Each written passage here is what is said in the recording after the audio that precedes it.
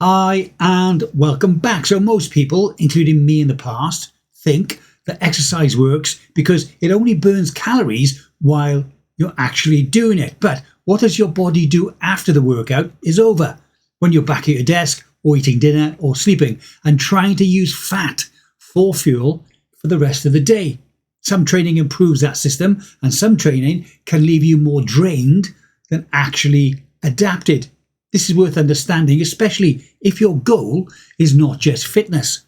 What if your goals are better energy, better glucose control, less visceral fat, and a slower, healthier aging process? At the center of all this is our mitochondria, those energy producers inside all of our cells.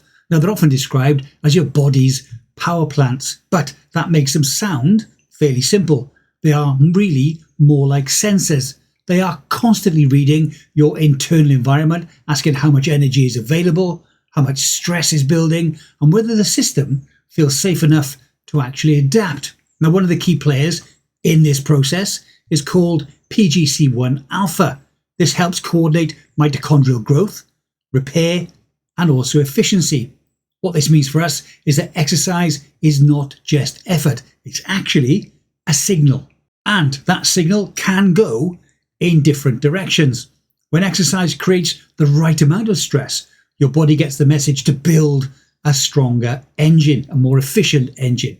But when the stress is too frequent, too intense, or stacked in top of things like poor sleep, fasting, or the pressures of life, this message can change. Instead of adapting, your body may actually start protecting itself. This is why two people can do the same workout and get vastly different results. One feels sharper and leaner, while the other one feels tired, flat, hungry, and wired at night. High intensity interval training, known as HIIT, is powerful because it sends a very loud signal to your body. When you push hard, your muscles experience a rush of calcium signaling, a sharp energy demand, and a rise in reactive oxygen species. In small amounts, that stress helps trigger adaptation. Research has shown that this rapid increase in PGC1 alpha signaling is linked to mitochondrial biogenesis. In plain English, that means hard training intervals tell your body to upgrade the system quickly. But here's the catch. A signal is not the same thing as recovery. This is where lower intensity exercise actually comes in. Walking, easy cycling, relaxed jogging, and zone 2 style workouts do not create the same dramatic spike. Instead, they create a calmer, steadier demand. Studies have shown that moderate endurance training improved performance by about 14%, even though mitochondrial volume density did not change that much at all. The improvements seem to come from function rather than size. So what this means for us is quite simple. A lower intensity workout may not feel that impressive, but it teaches the body to produce energy with less chaos in our cells. Now, here's a slight shift that really does actually matter. High intensity training and low intensity training are not enemies. They're actually solving different problems. The hard work raises the ceiling. It helps our heart, lungs, and glucose control respond to bigger or larger demands. The easier workouts raise the floor. They help your baseline energy, your fat oxidation, stress tolerance, and recovery feel more stable. And for many people in their 40s, 50s, and 60s, like me, the floor is often the missing piece. You may not actually need more punishment when you train. You may need a better, stronger base. And this also explains why fat loss, for many people, can feel confusing. You might assume low intensity exercise is always better for fat burning because it uses more fat during the session. But research has shown that in overweight and obese adults, both high intensity intervals and moderate continuous training improved maximum fat oxidation without a meaningful difference between them. They just seem to work through completely different routes. Easy, steady state cardio gives your body practice at using fat directly as its energy source. Hard interval training expands the machinery that helps your mitochondria process fuel more effectively and more efficiently. Insulin sensitivity is another big part of this overall picture. When your muscles become better at taking glucose out of the bloodstream, metabolic health improves quite quickly.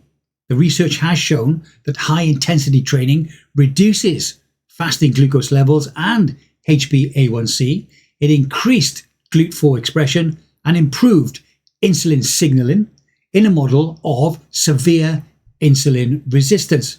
This is important, but it's nuanced, and the nuance is as important. So, better glucose handling can happen faster than deeper mitochondrial resilience can. So, you may see blood sugar improve before your energy, sleep, and recovery fully catch up.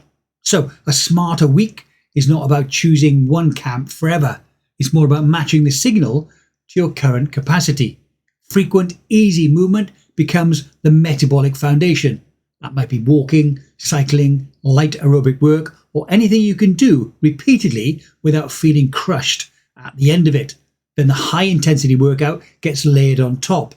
It's not used as the whole structure. Now, for many non-athletes, so normal people like you and me, 1 to 3 high intensity interval sessions per week is plenty.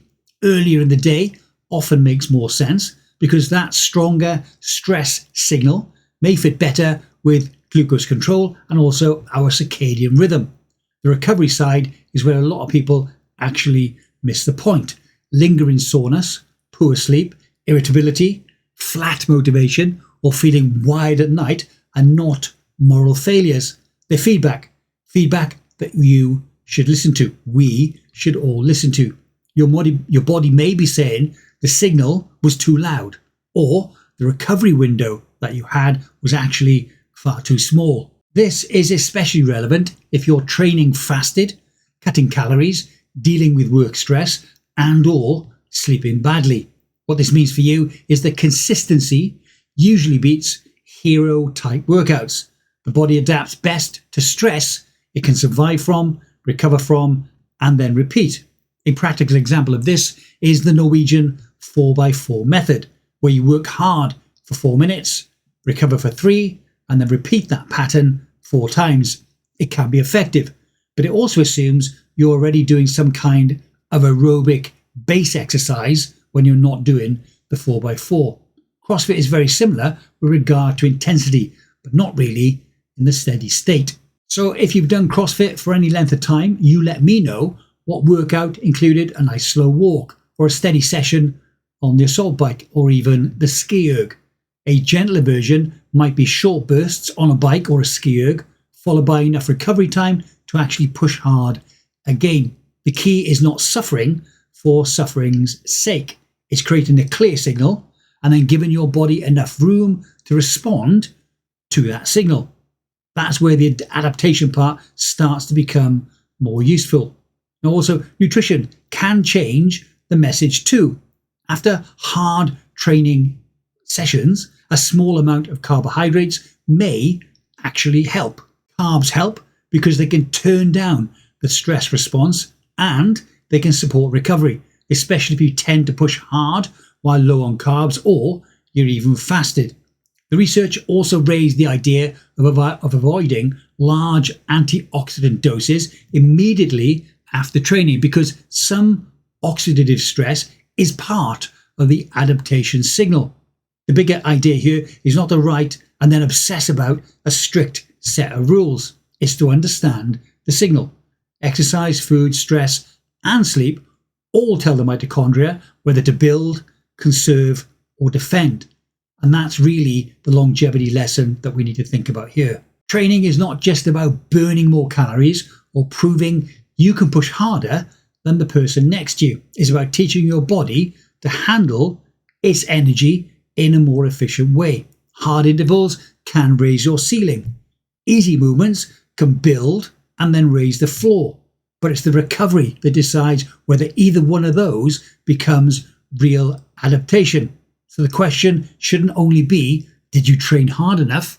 A better question or second question should be, did the training make your system more capable and ready for tomorrow, because that's where exercise starts to become more than just fitness. That's when it actually starts to become health. So at present, I'm training 4 days a week, Monday, Tuesday, Wednesday, and then Friday. All 4 days is a short warm-up and then a 6-round Metcon session where I do actually try to kill myself. What I am missing is the slow, steady state cardio element. I still do a lot of walking and I'm still easily hitting my 5,000 steps per day target, and most days I am actually exceeding it.